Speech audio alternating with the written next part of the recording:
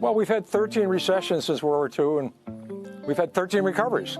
Maybe we're going to have one. If this is a recession, it's probably the most predicted one ever. You know, I never know when we're going to go. I'd love to know the future. I think it would help. I'd be a better investor. I'd pay $5 extra for next year's Wall Street Journal. It would really help. Right. I cannot predict the future, but this recession is so expected, so predicted. Maybe it's coming. I don't know. There's always something to worry about, and the key organ in your body in the stock market is your stomach. It's not the brain. If you can add 8 and 8 and get reasonably close to 16, that's the only level of math you need to know. You don't know to need the area under the curve. Remember that quadratic equation and an integral calculus and the area under the curve? I mean, whoever cared what was under the damn curve? I mean, you know, but you had to study this. You don't need this in the stock market. So all you have to know is you're going to see it's always going to be scary. There's going to be always something to worry about. And you just have to forget all that. Cut it all out and own good companies or own turnarounds. Study them and you'll do well, and that's all there is. I'm amazed that the average investor is out there in some industry. They're in the polyvinyl chloride industry, they're in insurance, they're in textiles, and they're going to see those industries turn, and they're not going to buy those stocks. They're going to go buy some stock from somebody in the National Guard, or they're going to something on television on biogenetics. They have a big edge in me. I work awful hard, and they're months ahead of me. They can be in the healthcare industry. They're seeing new products. They should work on that they have in front of them. This is a common mistake I do. I think people buy stocks because they've fallen from price X to 2/3 of X or half of X. On that basis alone, they're buying a stock.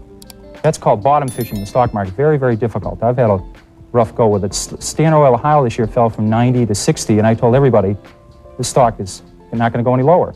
Then it went to 50. I said, this is it, no lower. As it went through 40, I said to people, this is it.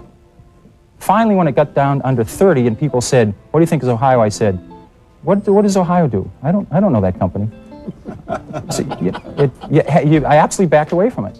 In the stock market for anyone is to know what you own. I'm amazed how many people own stocks. They would not be able to tell you why they own it. They couldn't say in a minute or less why they own it. Actually, if you really press them down, they'd say the reason I own this is the sucker's going up. I mean, that's the only reason. That's the only reason they own it. And if you can't explain, I'm serious, you can't explain to a 10-year-old in 2 minutes or less why you own a stock, you shouldn't own it. And that's true, I think, about 80% of people that own stocks. And this is the kind of stock people like to own. This is the kind of company people adore owning. This is a relatively simple company. They make easy to remember, Coca-Cola is earning 30 times per share what they did 32 years ago. The stock has gone up 30-fold. Bethlehem Steel is earning less than they did 30 years ago. The stock is half its price of 30 years ago.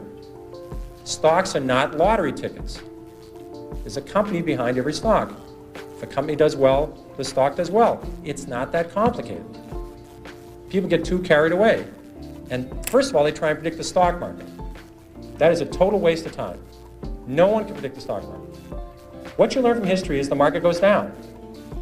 It goes down a lot. The math is simple. There's been 93 years this century. This is easy to do. The market's had 50 declines of 10% or more. So 50 declines in 93 years.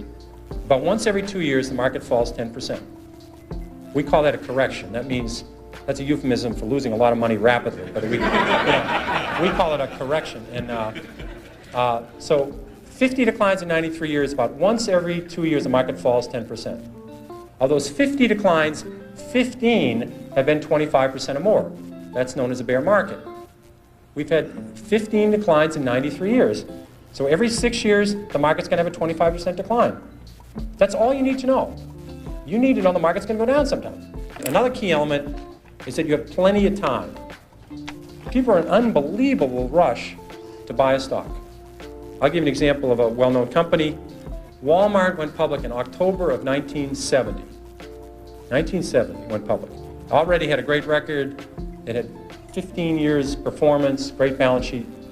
You could have waited 10 years saying you're a very conservative investor, you're not sure this Walmart can make it. You want to check, you see them operate in small towns, you're afraid they can only make it in 7 or 8 states, you want to wait till they go to more states, you keep waiting. You could have bought Walmart 10 years after they went public and made 35 times your money. If you bought it when they went public, you would have made 500 times your money, but you could have waited 10 years after Walmart went public and made over 30 times your money. You could have waited 3 years after Microsoft went public and made 10 times your money. If you knew something about software, I know nothing about software. If you knew something about software, you would have said, these guys have it. I don't care who's going to win, Compaq, IBM. I know who's going to win Japanese computers. I know Microsoft, MS-DOS is the right thing. You could have bought Microsoft. Again, I'm repeating myself, stocks are not a lottery ticket. There's a company behind every stock.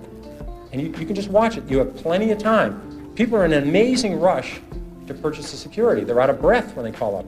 You don't need to do this. You need an edge to make money, too. People have incredible edges, and they throw them away. I'll give you a quick example of SmithKline. This is a stock that had Tagamet. Now, you didn't have to buy SmithKline when Tagamet was doing clinical trials. You didn't have to buy SmithKline when Tagamet was talked about in the New England Journal of Medicine or the British version, Lancet. You could have bought SmithKline when Tagamet first came out, a year after it came out.